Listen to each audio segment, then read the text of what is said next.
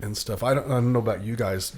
How do you handle your sensitive report that you don't want the patient or the family to hear? I've got a trick that I use, but I'm kind of interested in how you do it. I just kind of step outside the room and talk with the doctor, be like, hey, we're going to do the report out here. Other times it's kind of one of those things where, that's the biggest thing I kind of do is just make sure it's like kind of away from the patient. Like I'll kind of wait outside and be like, where's the report? I'm like, we're going to do it over here today. I ask them, Adriani, could you show me how to use the printer? Can you show me how to use the copy machine? And they always go, yes. And I will say, I think sometimes it's an annoying habit of some crews to do that on a lot of their patients. They want to give report outside the room, and not for no reason, but it's something they don't want to embarrass the patient with, or okay, the patient's fighting with family and they're all here now already and we need that information. It's good information, but it is kind of nice to get the report in the room, and then as you're like, people are kind of leaving the room, they pull you aside and say, hey, just so you know, like, this is what was going on scene. When they always want to do, because some crews I think have a bad habit of doing it too frequently, and they want to, as opposed to passing on objective information that's helpful, they want to kind of give some bias, and they want to pull you aside and give like their bias of, oh, this is just a panic attack because of this, and that's not necessarily always helpful. Well, it's not, and it puts a picture in your brain, of what's going on too. It makes you biased when you go back in. Right. But there's sometimes sensitive stuff that I rather give my report with the patient, because if I miss something or I misstate something, they can usually say, no, that's not what I meant. Right, and they will. Yeah, they'll tell you. But I misunderstood you. I'm sorry. Right. But sometimes I have to get the nurse and the provider out of the room, just because, there is maybe an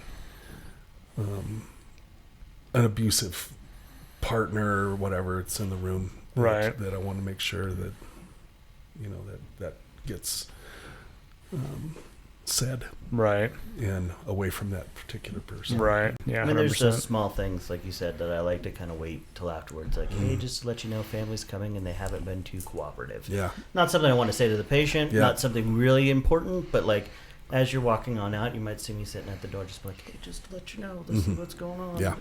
They were a big barrier to care on scene. They're probably going to be a little bit of a barrier when they arrive here. Yeah. Or so just those like little bit. Sometimes I always feel, is that good for me to say those things to you guys? Does that help you out in your patient care?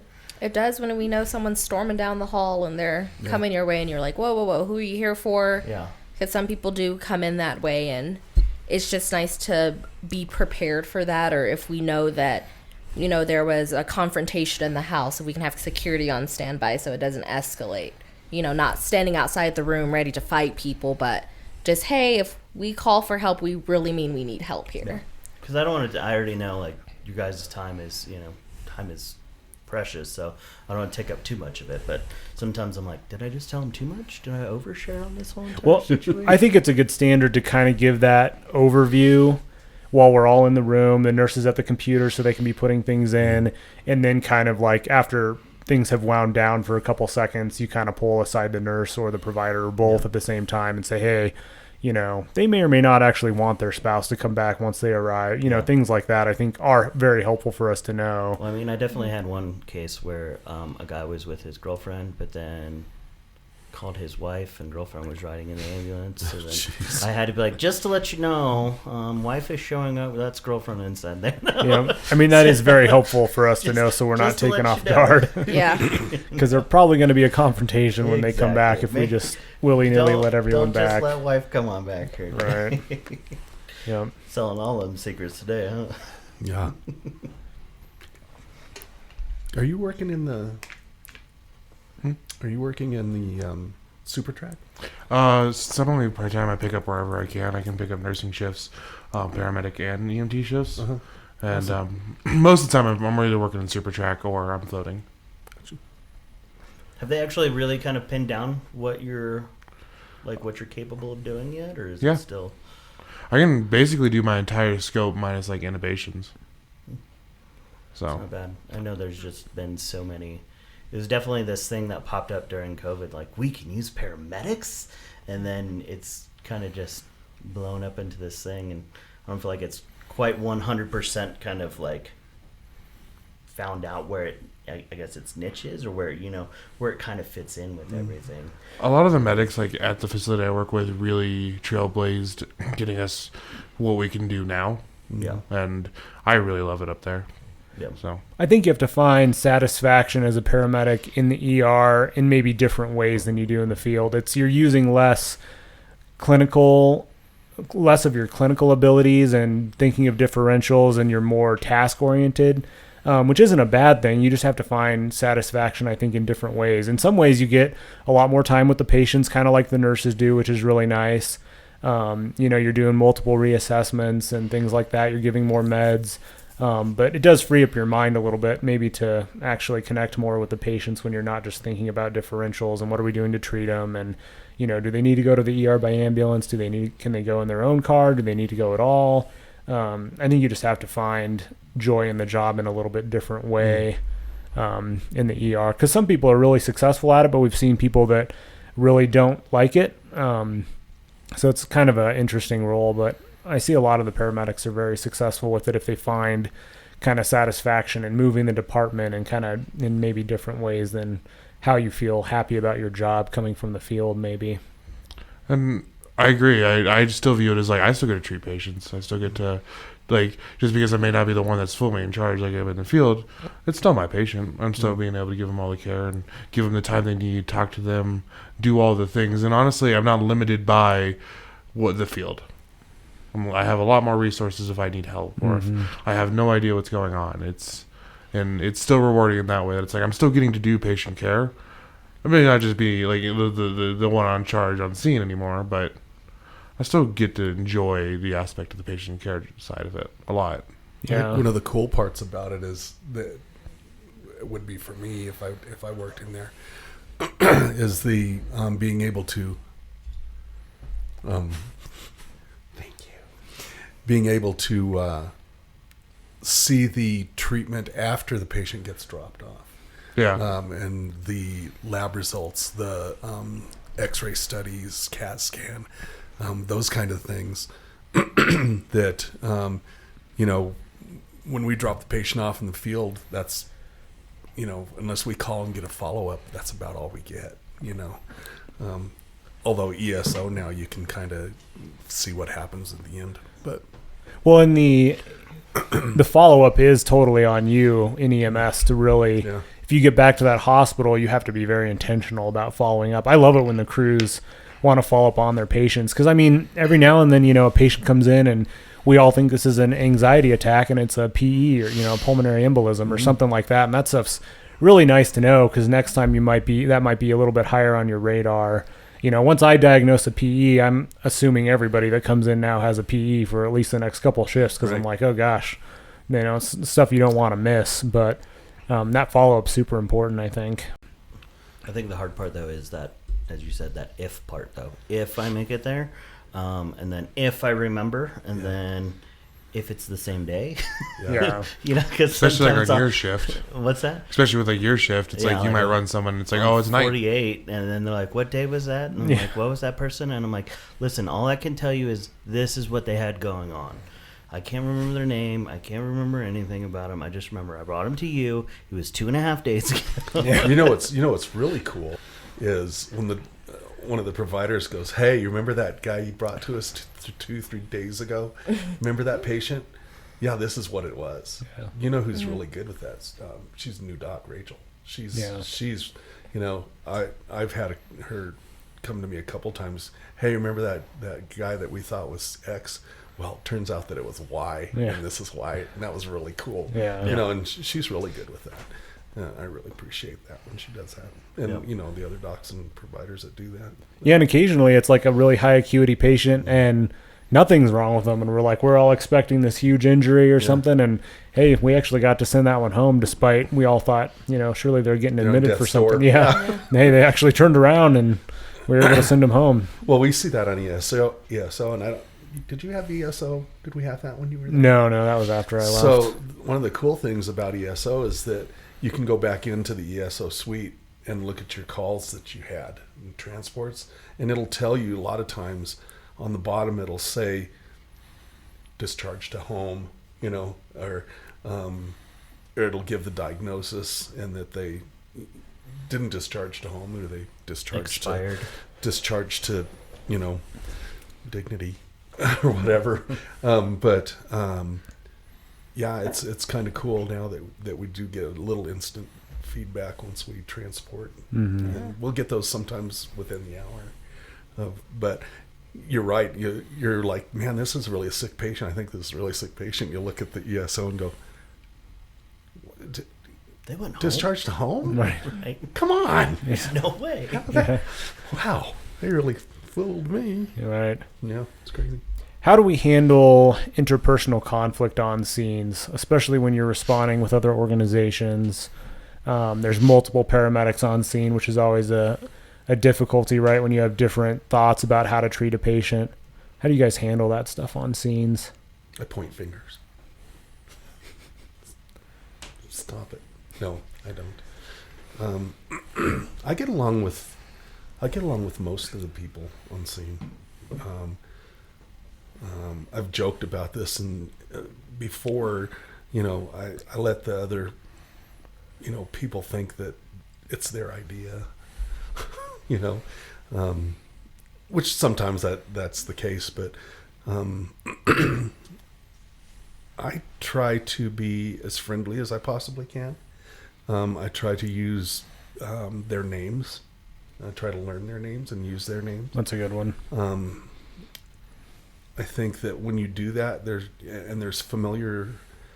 familiarity of, with people. When you get on scene, they know that you're going to,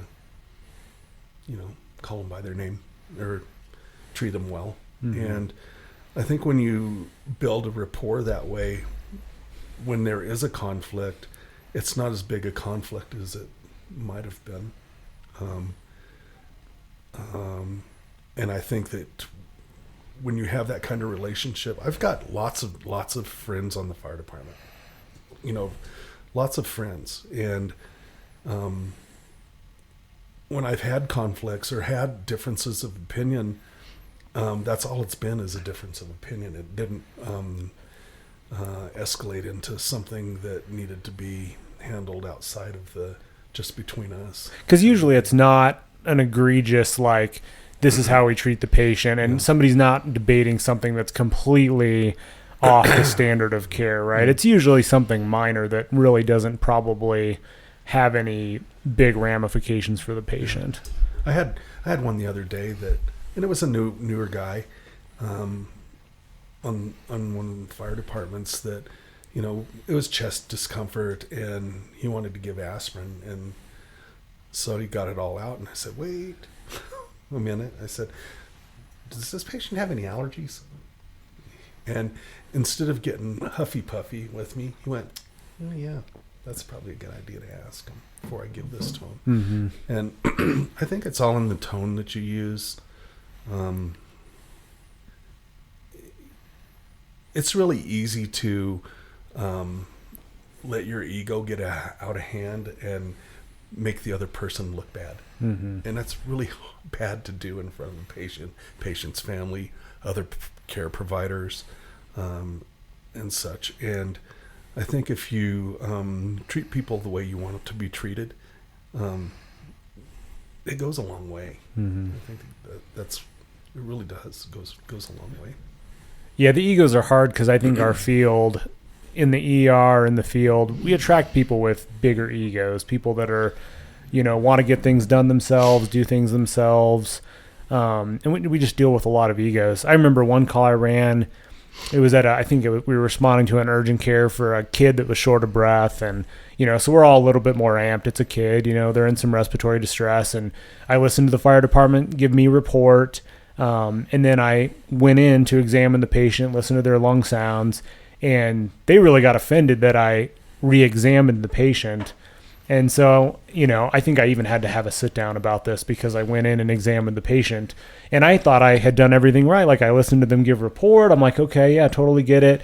And then they were just so offended that I like kind of walked past them to examine the patient. But I'm like, this is what you expect of the ER provider to do. You listen to report and then they're going to examine the patient and make sure they concur with what you think is going on and see if there's any other treatments that are warranted. But sometimes it's just a poor understanding of the succession of care. You have to do your own exam, just like cops when they transfer a prisoner over. Everybody's making sure they're cuffed and they've been patted down, because not that you don't trust whoever had the prisoner before you, but you're verifying for your own liability that things are getting done the right way and not just assuming everything's done. But less chance for mistakes to happen. Yeah, exactly. And we're in emergency medicine. We've seen people switch on the flip of a dime. Mm-hmm.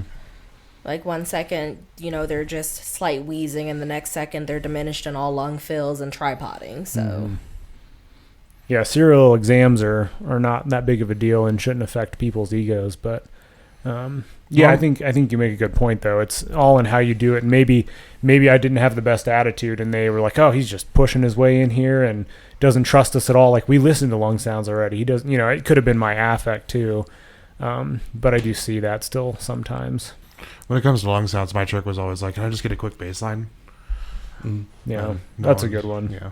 And maybe if I had said something like that, nobody would have gotten offended either. If I can just be like, "Hey, let's listen to them now so I can know if they change," that kind of stuff.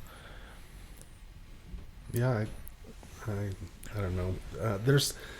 There are some crews that don't get along with anybody, and it's unfortunate because it's not they who suffer the consequences, it's the patient that does. And I think that if you make the patient your number one priority and not your ego, then I think that you have to have an ego, like you said. But it has to be healthy, a healthy ego. I think you have to have a somewhat of an ego to do this job, because you're expected to do high octane procedures that you've got to have the ego to have the confidence to do it. I remember doing my first crike, and dear Lord, it was like, yeah, you got to have some pretend there's some confidence there. I mean, after the first one, it was fine, but gosh, dear Lord, and the guy ended up with a hole in his neck this wide. By the time I was done with it, but he lived, thank God. But it wasn't pretty. But you've got to have a healthy ego to be able to do some of the stuff that we do. But it only has to be to a point when you get the ego that's like, it's me, I'm never going to screw up. Yeah. And that's where it becomes a problem. Is it easier to run calls with a crew that you are living with in the station? And because I always found when I worked on one of the rural departments where we were kind of separate but still lived with the crews, it was a lot easier. I think they have the ability to kind of see me, though, even when I'm not working like on a call. So they have a little bit more trust in me, because they get to know me on a more personal level. That it's not just these times and moments where they just show up on scene and it's like, oh, hey, there's that guy again. They know me as, oh, that's Paramedic Alex. That's our paramedic right there. They've seen me do some pretty crazy things. They've seen me, have the rapport, but then they've also seen me on my chill time and, have no problem messing around and joking around with everybody. So I feel like that has helped out a lot to build just not only like the confidence in me, but just, the confidence in I'd have no problem with that. Looking at it, I'm like, yeah, I have no problem with anything that we get into. And I definitely feel like that's a lot better, because when you're because having both sides of it, being in a fast kind of system where you sit there and I'd show up sometimes not even know who my partner was. And now I know the guys that are going to be on my ambo. I know the guys that are going to show up on the engine. I have dinner with them, twice out of the week, and those are my people. we sleep next to each other. You know, those are your people. And then in a fast kind of call volume system, especially, you know, here where we're at, you could run with 10 different stations, you know, in one day, and still have this one EMT sitting next to you that you just met 10 minutes ago. Yeah. You know, and then you have to rely on all of them. And even I think that sometimes as a provider, when you come on, you've had those small interactions with some of those paramedics that weren't good, but then those were the only interactions you've ever had with that paramedic. So you've never seen them perform at a caliber that you're okay with. So where when you get on scene, you're like, I'm not going to trust that guy. The last time I ran on a call with this guy, you know? So I feel like I had never, I mean, honestly, I've enjoyed my job way more now working in this smaller rural system where, you know, most of the time I am the only ALS provider on scene.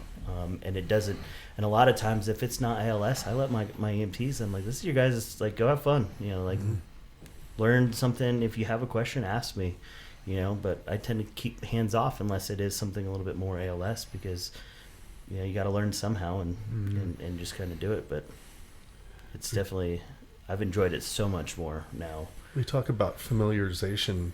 You know, you've only been doing this 10 years. You've been doing this 7 years. Back in the old days when we weren't running so many calls, we weren't so busy, we would get that familiarization, actually, because we would go, you know, when I would work with Pete, and you know Pete. Yeah, I know Pete. He says hi, by the way. Yeah, that's not what he said. That's not what he said. He actually said, whatever the worst thing I can think of, say it to you. Yeah. Yeah. Tell him he's a nice guy. Yeah. An appendage. But anyway, when Pete and I were partners, we would go, and he was a fire guy anyway. You know, he worked for one of the kind of volunteer fire departments here in town, and was a lieutenant and stuff, but he worked on the ambulance and left that part behind. But we would go to Station 10 when we were in that area, and we'd go at dinner time and we'd eat dinner with those guys, and we'd play cards to see who got in the suds, you know, after. And, you know, we'd play hours and hours of Trivial Pursuit or whatever in the station. And I really miss those days because, you know, it builds a different type of, it really does. It does. Strength between each other. It does. You know? When you're not seeing each other just on a call, like where you're all kind of amped, you know, you're all under a higher stress, seeing each other in a relaxed state, I think does go a long way. One of the fire paramedics I had on last week was talking about that. Like, they love it when the crews stop by the station because they can see each other in this more relaxed environment. And it actually, even just one time stopping by the station for 30 minutes can make a huge difference every single time you run a call with that crew, you know? Yeah. Oh. You know, there's some of those places that you can still do that. Fours is one of those, you know, because you get in that area. Yeah. You can go to 10s a bit if you're in that area. It's hard because your proximity may or may not always, really be. And they're always moving. We're always moving. Mm-hmm. You know, we never sit, hardly ever. And so, you know, it's hard to be able to go have dinner or that kind of thing with those guys, but and girls. But you know, it used to be we were able to do that, and it helped us build those relationships a lot better. One of the good things, and I know everybody bitches about it, you know, in the field, but we do a bunch of joint training now that we never did before, and I think that also does some good to build, because what they do is, like, especially with the paramedic seminar that we have every year, it's just paramedics, but we have teams, and they're never just, you know, you and me. Mm-hmm. They mix them all up. Yeah.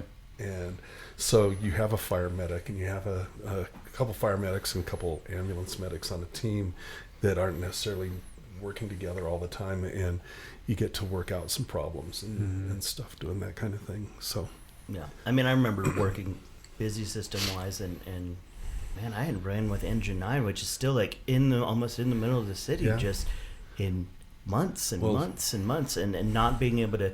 But then like a few of the guys that work on Engine 9 went to paramedic school with my wife. So then I know them outside of work, and that kind of, you know, when you have those friends outside of work that you also work with, it definitely helps out on scene where there's less animosity. There's less, I even feel like, proving that you have to do, you know, like, I'm a good medic, you can listen to me type of stuff, or things like that doesn't have to occur. I'll tell you one of the things that I've done,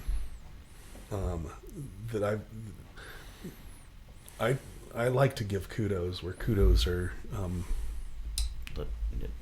Just where kudos are. What'd you do to my microphone? I don't know. I'm trying to adjust it. Whatever. Just keep your hands to The problem is yourself. you look at people when you talk to them. I do. Sorry. Dare you? Oh, pardon me.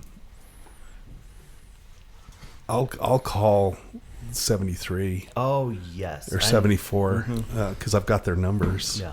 I'm not. You know, a lot of the people don't have their numbers. What is their role for They're people who don't know? Yeah. So 73 and 74 are the fire department paramedic supervisors, and they've got two now. They used to only have one, but they've got two, like a south side and north side kind of thing. But I went on a call. Gosh, it's been a while back, but went on a call with Truck 4, and they're all BLS. There are no paramedics on that truck at the time that particular day, and it was a big call.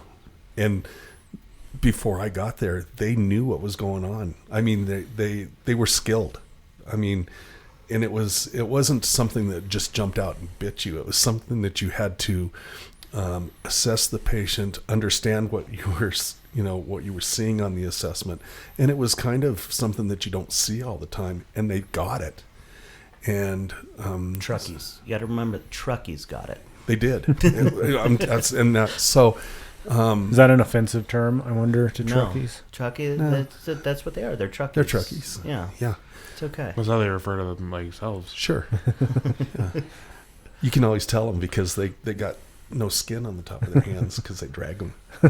Anyway, I'm just kidding. But anyway, so I got to the hospital, gave my report, and then as soon as I could, I called 73 and I said, "Hey, I need to talk to you about Truck 4." And what does 74 say? No, what It was, they do now. It was Aaron, and he's like, "Oh my God, what?"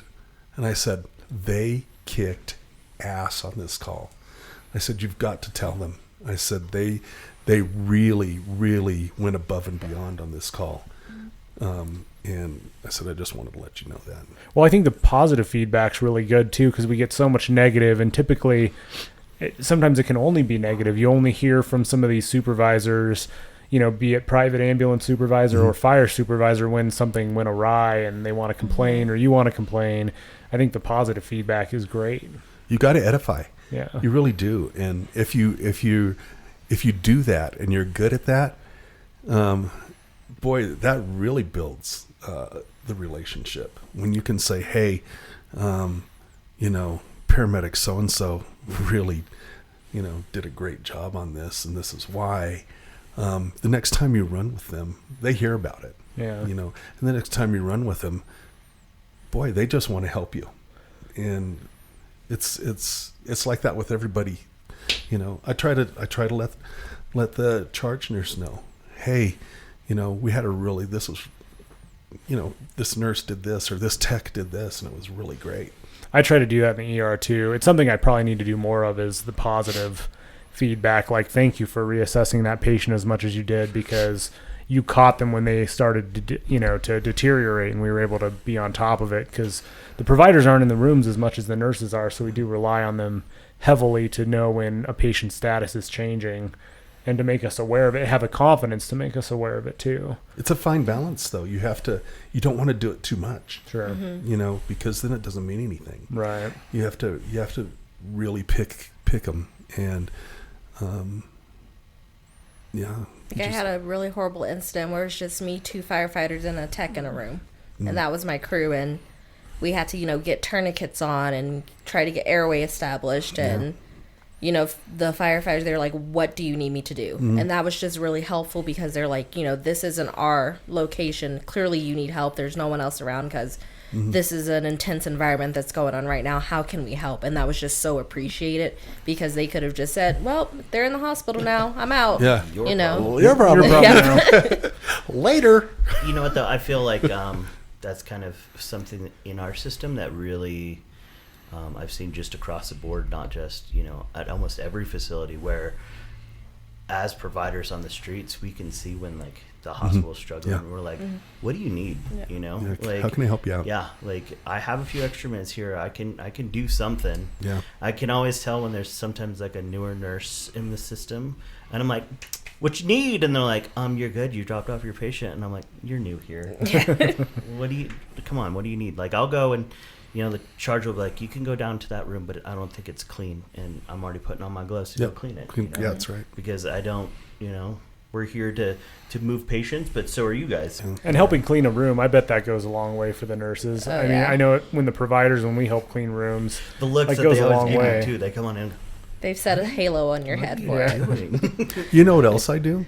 I'm not patting myself on the back, but one of the things that I will do is, like, you'll see, like, family members and stuff that are lost, I do. and I always go, where are you trying to go?